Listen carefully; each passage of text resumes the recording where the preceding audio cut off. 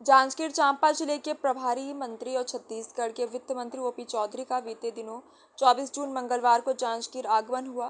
जांजगीर में मयंक होटल में भाजपा द्वारा रखी गई एक प्रेस कॉन्फ्रेंस में मंत्री ओपी चौधरी ने 25 जून सन 1975 को पूर्व में कांग्रेस सरकार द्वारा लगाए गए आपातकाल को भारतीय लोकतंत्र के इतिहास का काला अध्याय बताते हुए वित्त मंत्री ओम प्रकाश चौधरी ने कहा कि लोकतंत्र की हत्या हुई है और कहा भाजपा 25 जून को काला दिवस के रूप में मनाएगी। प्रेस कॉन्फ्रेंस में मंत्री ओपी चौधरी ने कांग्रेस पर शिकंजा कसते हुए क्या कुछ कहा, पूरी खबर देखिए। जांजगीर चांपा से चंद्रशेखर बरेठ की रिपोर्ट। हमारे देश के लोकतंत्र के इतिहास में सबसे काला अध्याय अगर कोई आया था तो आपातकाल का दौर था, जब कांग्रेस ने श्रीमती इंदिरा गांधी जी ने देश पे आपातकाल लागू किया था।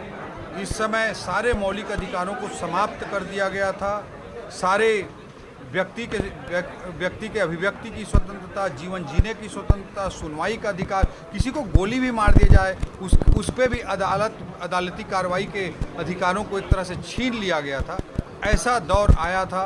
ये व्यक्ति पूजा की, परिवार पूजा की चरम पराकाष्ठा का दौर था, जब कांग्रेस के लोग कहते थे Indira is India and India is Indira. इस तरह की स्थिति उन्होंने निर्मित की थी।